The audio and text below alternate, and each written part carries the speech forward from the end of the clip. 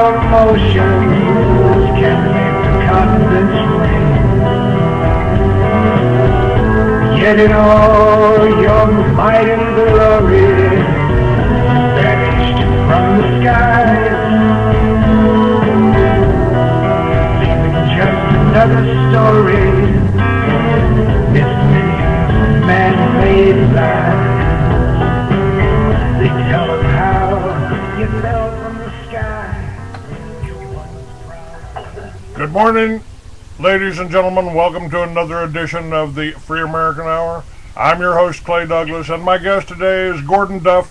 He's the editor of Veterans Today, and a man I would like to thank very much for putting my story up on Donna Taylor and her son Mark, because it is having an effect. We are putting pressure on, people are calling, people are being aware of that, and I'm supposed to go up and help and watch Mark being released into his family's care on the 29th of this month. Thank you very much, Gordon. I really appreciate the opportunity to tell those folks stories. Well, we were glad to help. Now, you're doing some good work here, too. Veterans Today, you're you're kind of developing a reputation for being ahead of the curve there, ahead of the game. Well, some of what we've ended up doing is we've taken so many press people on board Veterans Today now that we have a larger international agency than the New York Times. And, unlike the Huffington Post, who's, by the way, they're having some kind of labor action there since AOL bought them. All the paid bloggers want money now, and frankly, they probably deserve it. But we're working for nothing, which is probably not the perfect thing to do.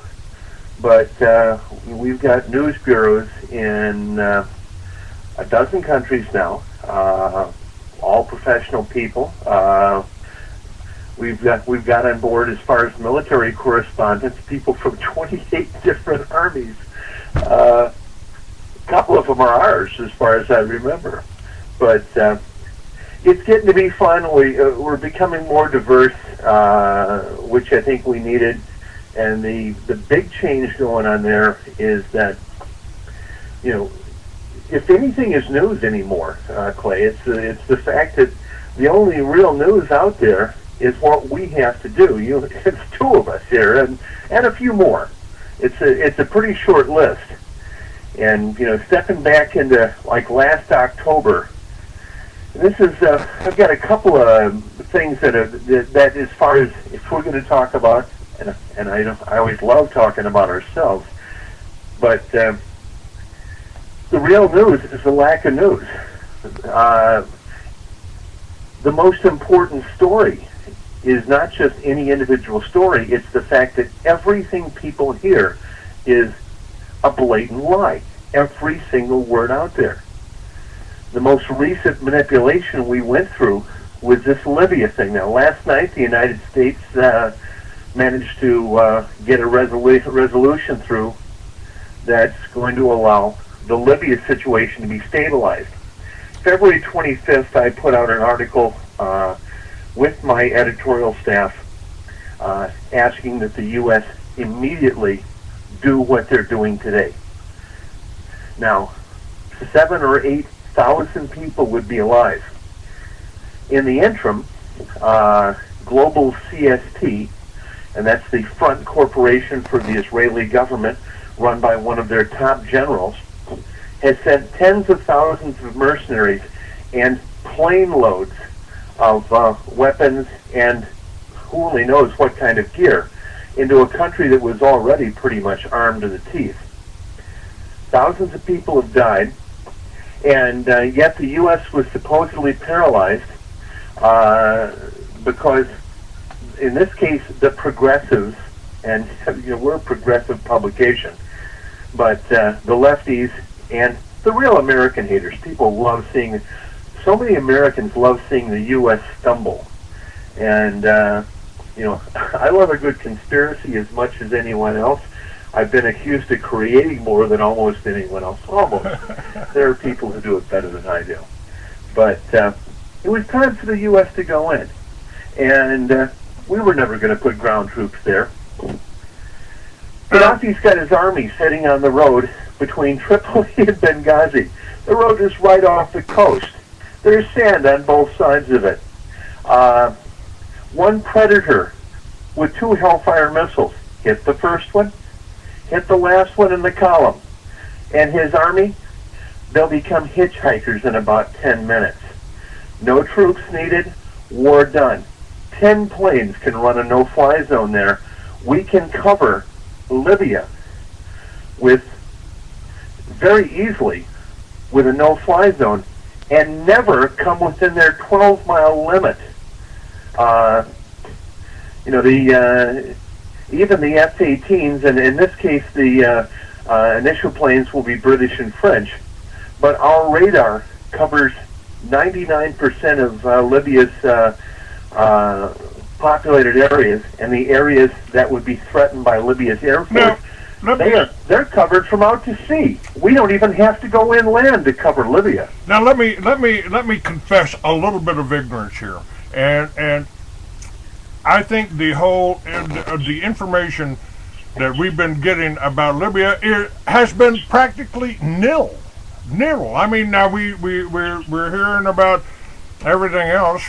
We're hearing about the radiation that's coming to get you. You know, you can't even buy kelp in California anymore, and that's been kind of taken over. But I frankly haven't heard too much about Libya to even try to say what's going on. Now, when we launched the war, Desert Storm, I pointed out there weren't any Iraqis about to invade America. Why did we go over there?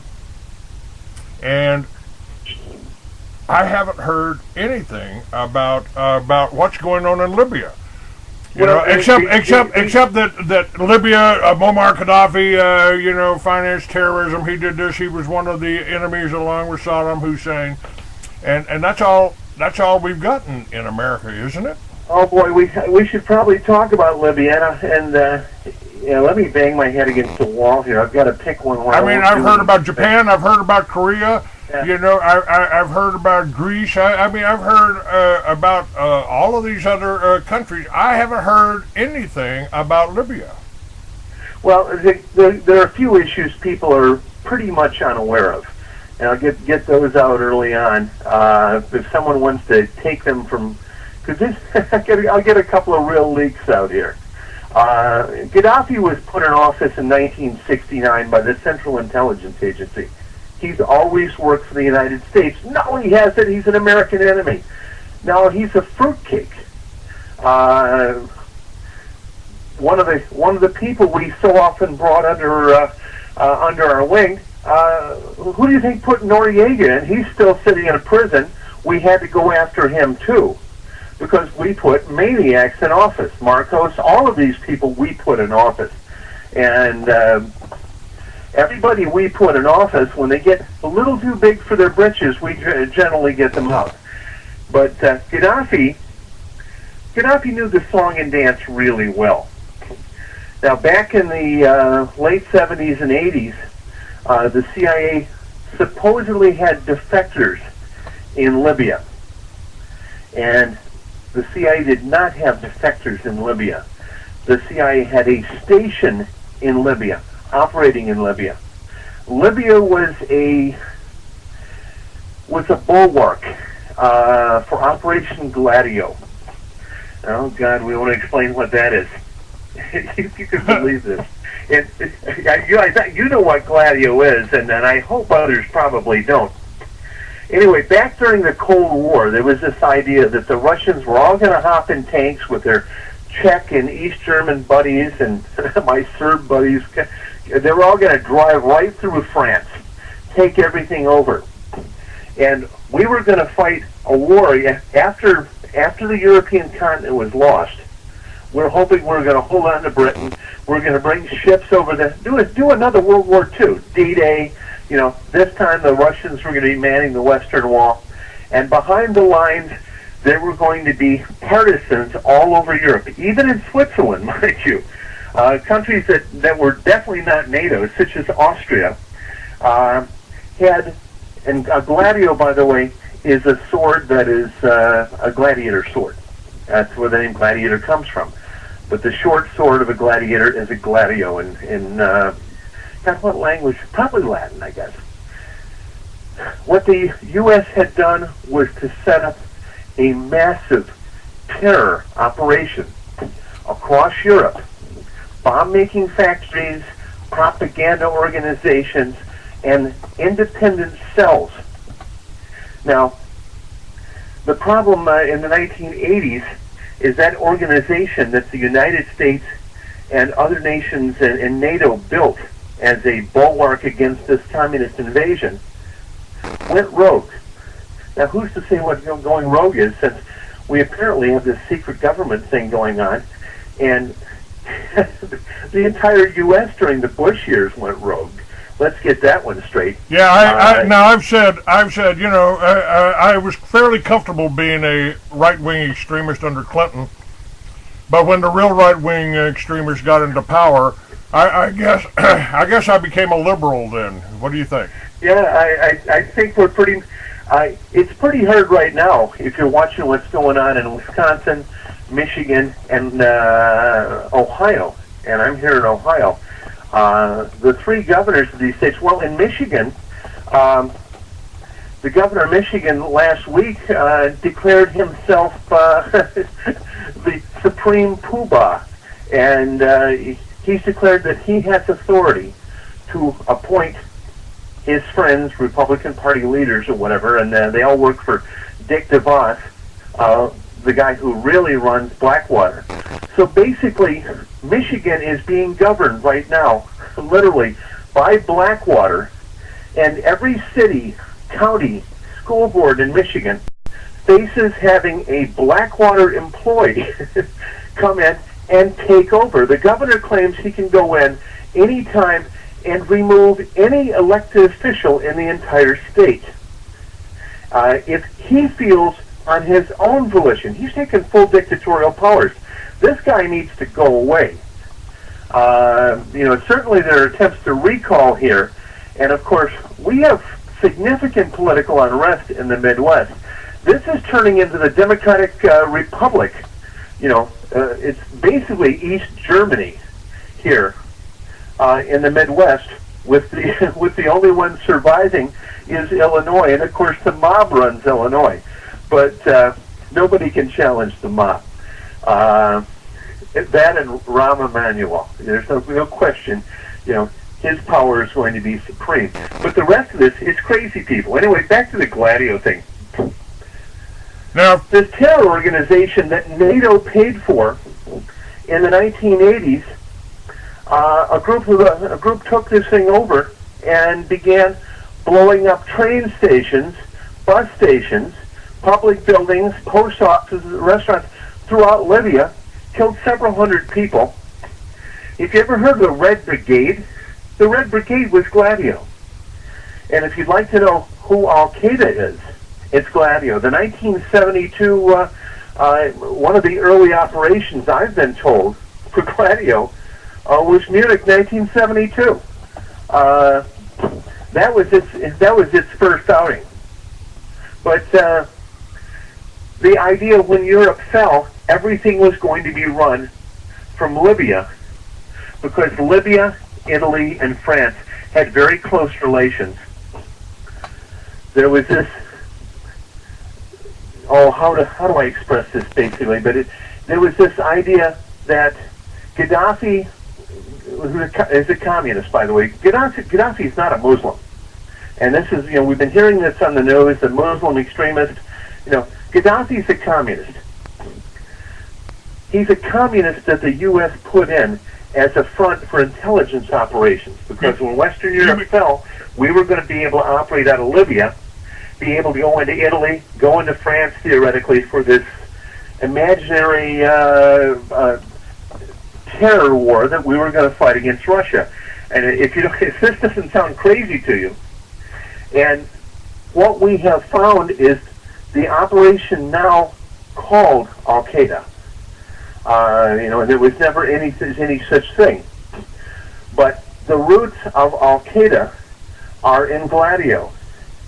Now, we don't know if there are Muslims in Al-Qaeda at all, but we do know that organized terrorism in the world, the only organized terror operation in the world, was NATO financed, that NATO lost control of it in the early 1980s, and that it has morphed into Al-Qaeda, and it is operated by pretty much everybody but Muslims. And essentially it's involved in massive drug running around the world, which is, if anything, Clay, this is one thing I know that's close to your heart. There wouldn't be any of these wars out there. I'll tell you, steel and oil, which is something that U.S. loves doing, and if they're going to steal oil, get us cheap gasoline. I want to see $2 gasoline again. You know, wait, I've asked that. Where is our cut from all the oil that we got that they had in Iraq? I mean, weren't we supposed to get some of that if we won? Well, I was I worked for the United Nations, and one of my jobs in Iraq, oh boy, is advising the government on oil policy. I had friends with friends in Turkey.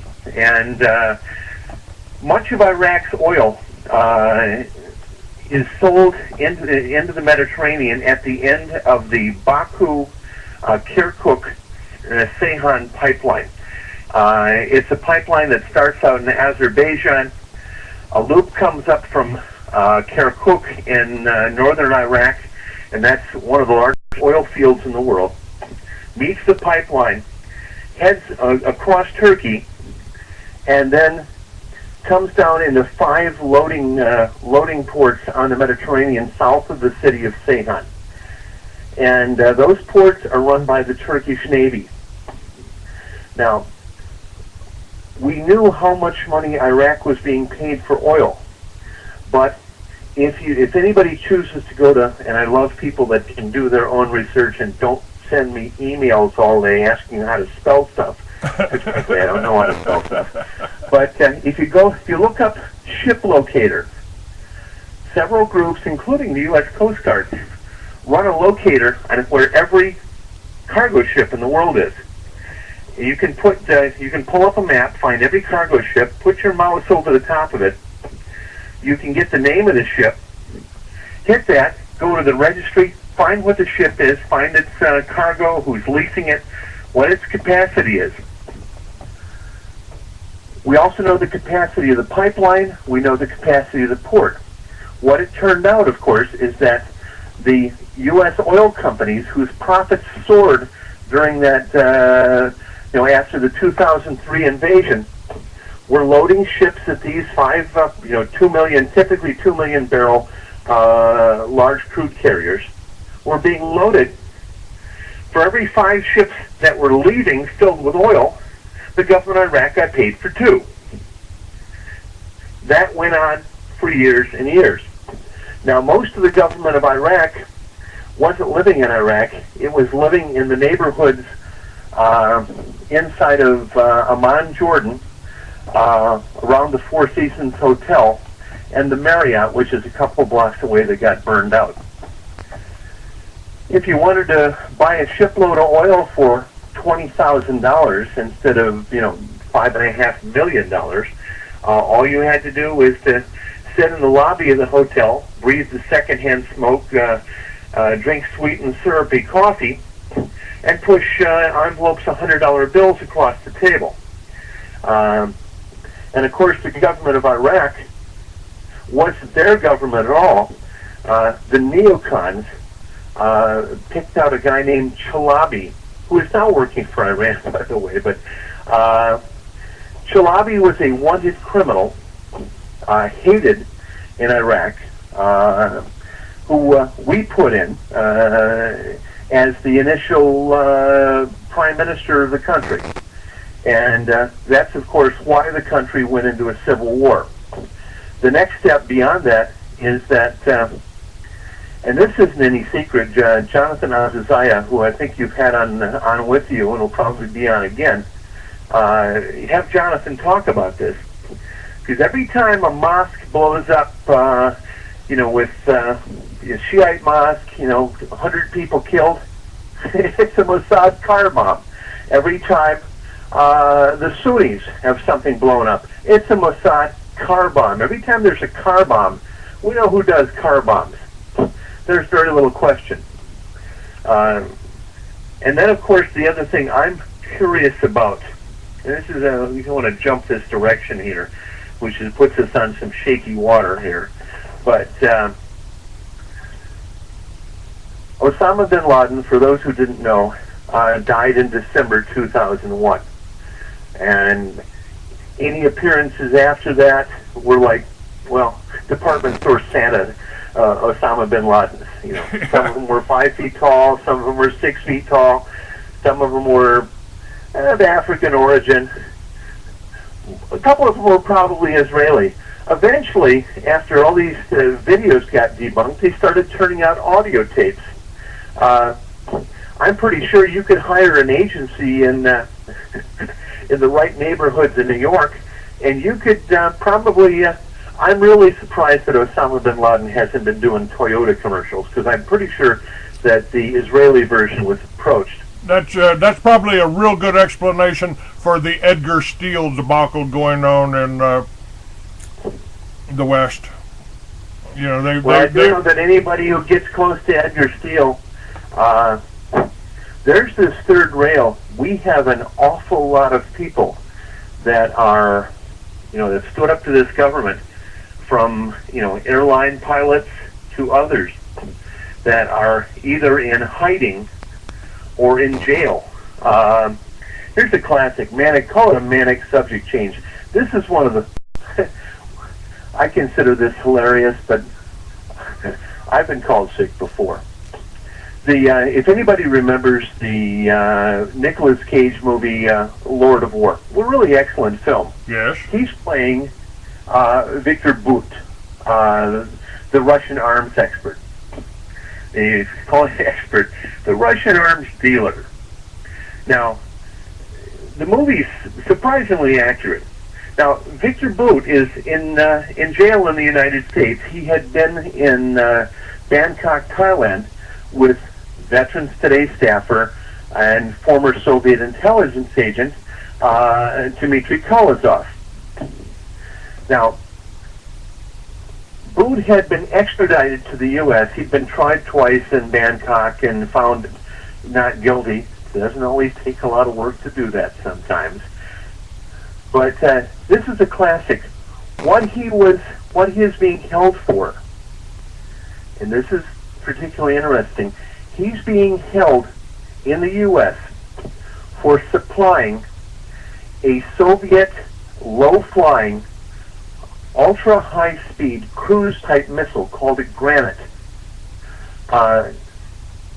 He supposedly arranged for a missile to have been pulled off the sunken Kharkov, a Soviet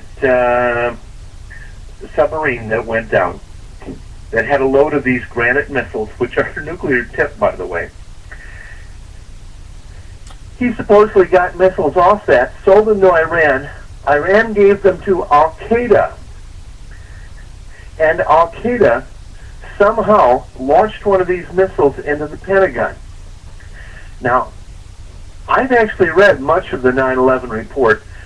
You've got to have a strong stomach or a good sense of humor. If dying, seeing people die, and a lot of people died on 9/11, is funny. The U.S. government, apparently, the Bush administration, thought it was quite a ridiculous thing. They got a lot of amusement out of it. But the 9/11 report says an aircraft hit the Pentagon. Now we know it had no engines, no tail, no passengers, no luggage.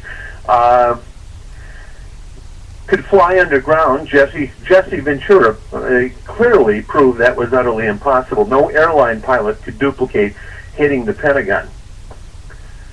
But we're also holding someone in jail for attacking the Pentagon with a missile, which of course is something that Rumsfeld accidentally said during a press conference. The missile that hit the Pentagon. Find that quote. It's out there. It's on YouTube. That's right. Rumsfeld, the missile that hit the Pentagon. The missile that hit the Pentagon. Well, we've got a guy locked in jail now, and the Russian government is actually negotiating his release in a trade for an American spy who was convicted last week. But Victor Bout is under arrest for supplying the missile that hit the Pentagon on 9/11. Now, how in the name of all that's holy can the United States be holding this guy on charges? These are the charges, and this not only never hits the newspaper, nobody picks this up at all. Now, Nazi Germany never had control of the news like this. This is why we're life and death important in this country. And of course, when you can do something this crazy, this absolutely crazy, I don't see a limit to the hubris of what's gotten away with in this country. Well, you're careful now. You're going to get us called conspiracy theorists. You know, this is kind of interesting. What you mentioned, Booth being played by Nicolas Cage in a movie I just watched. But Nicolas Cage also played in a movie called National Treasure, which was kind of a subtle reference to the Federal Reserve. And Nicolas Cage played in Knowing, where they talked about an oil rig burning off of the coast. And by the way, a nuclear sunspot coming out and wiping out most of the inhabitants on Earth. Well, and it could be just an accident, him being in the right place at the right time. And I'm not really good at conspiracies. I mean, I try to separate things out as much as I can, and I tried to years ago. Veterans Today. Our initial issue was fighting with the federal government over the treatment of the military and veterans. And one of the obvious problems that we've come into, of course, is that the U.S. is in its 10th year of a war in, is it Afghanistan that we're in? Because we don't really hear about it, but I've been told there's a war in Afghanistan. I'm learning about it now as much as possible in a video game. You know, it's the only coverage we get is from video games, because there is no news out of Afghanistan. Now, what we know about Afghanistan is that we put an absolute idiot into office. We moved in a guy named Karzai, who represented an oil company that wanted to build a gas pipeline across the country. That kind of makes me wonder why we went in. There was this is very clear about this, there was no Al-Qaeda presence in Afghanistan or Pakistan when the U.S. went in. But Gordon, those nasty old Taliban, they were destroying the opium poppy crops. Our troops are guarding them now. Yeah, I'm thinking about this right now. The best imaginable solution. Even the Pakistanis. Now, on staff at Veterans Today, the head of the ISI and the person who dealt with the Mujahideen/Taliban for the CIA was General Hamid Gul. And Hamid Gul is one of our editors and one of my friends. And I do get a fair amount of background on this. And we've also got General Begg, who is their Army Chief of Staff, and Admiral Sorowi, their chairman, the chairman of the Joint Chiefs of Staff, are contributors for Veterans Today, but they're also friends. People I know fairly well, people I talk with. Admiral Sorowi is, to some extent, like Dad with me. He's one of the finest people I've ever met. A wonderful guy. And the problem with some of these guys who are real professional military, they just don't know how to lie. Okay, hold on just a second, because I want to